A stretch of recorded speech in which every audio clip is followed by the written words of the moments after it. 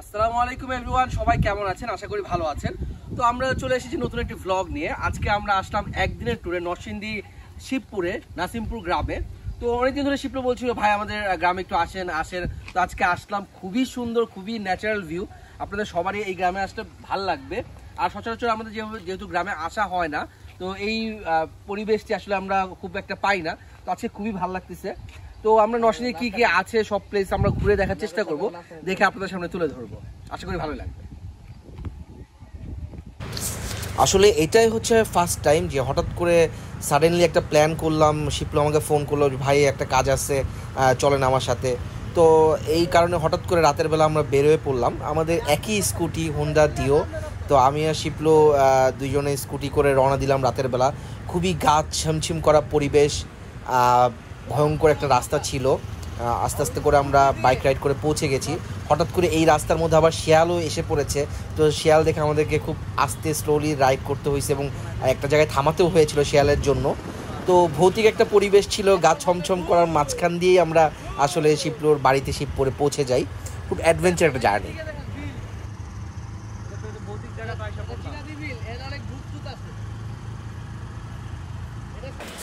সকালের নাস্তা গরম গরম পরোটা, ভাজি, ডাল ভাজি। এরপর নাস্তা শেষ করে আমরা মিষ্টির দোকানে আসলাম। এখানে দেখলাম যে মাত্র মিষ্টিগুলো বানানো হচ্ছে একবারে অরিজিনাল দুধ দিয়ে। এটা শিবপুর পরিচিত দোকান ছিল, তো বললো এখানকার মিষ্টি নাকি অনেক মজা। তো আমরা মিষ্টিগুলো খেলাম। আমাদের চোখের সামনেই মিষ্টি বানানো হচ্ছে, সেই মিষ্টি আমরা খেলাম গরম গরম। দেখতেই পাচ্ছেন দুধ জাল দেয়া হচ্ছে। মিষ্টি খাওয়ার পর আমরা এদের দইটা ট্রাই করলাম। 25 টাকা করে দই, জাস্ট অসাধারণ ছিল দইটা। আর এখানে ছানা তৈরি করা হচ্ছে দুধ থেকে।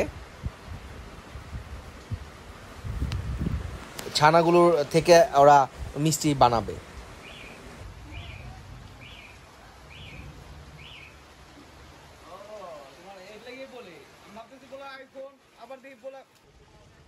এরপর আমরা চলে গেলাম বিখ্যাত মালাই চা খেতে। তো এখানে আমাদের জন্য মালাই রেডি করা হচ্ছে। শিপলো বলল সে বাড়িতে আসলেই নাকি মালাইটা ট্রাই করে। তো আমরাও নিয়ে নিলাম মালাই, অনেক দিন পর খাওয়া হচ্ছে। দেখতেই পাচ্ছেন কি সুন্দর মালাই। তো আসলে নরসিংদী শিবপুরে কিছু পাহাড়ি সাইড এলাকা আছে, যেটা একটু পাহাড়ের মতো দেখতে, উঁচু উঁচু আঁকা বাঁকা পথ। তো আমরা আসলে পুরোটাই বাইক রাইড করে ঘুরেছি।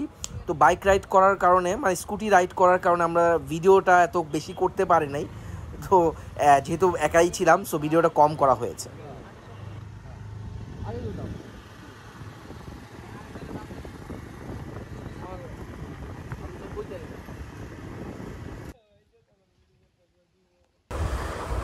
এরপরের সেগমেন্ট হচ্ছে আমাদের মাছ মারা। আমরা অলরেডি শুরু করে দিয়েছি দুপুরে খাওয়ার পরে মাছ ধরতে। ভাই কি মাছ ধরতেছেন? এই পুকুরে আবার অনেক মাছ আছে। ফিলিং কেমন? মাছ ভালো আছে অনেক, এখনো পাই নাই। ওকে, পাবেন ইনশাল্লাহ, ট্রাই করেন। উঠবে।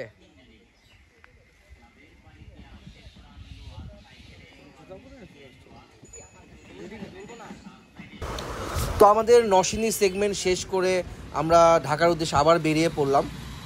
তো আমাদের যেহেতু স্কুটি অনেক আস্তে আস্তে স্লোলি যেতে হচ্ছিল, তো মোটামুটি যেহেতু 80 কিলো, আমাদের ব্রেক টেক দিয়ে 4 ঘন্টার মতো সময় লেগেছে আসার জন্য। যাওয়ার সময় 4 ঘন্টা, আসার সময় 4 ঘন্টা, কারণ আমরা মাঝখানে অনেকবার থেমেছি, চায়ের ব্রেক দিয়েছি। তো এভাবে আস্তে আস্তে করে আসলাম। খুব ভালো একটি শর্ট ট্রিপ ছিল। তো এখানেই ব্লগটি শেষ করছি। সবাই ভালো থাকবেন, সুস্থ থাকবেন, লাইক কমেন্ট শেয়ার করবেন। আসসালামু আলাইকুম।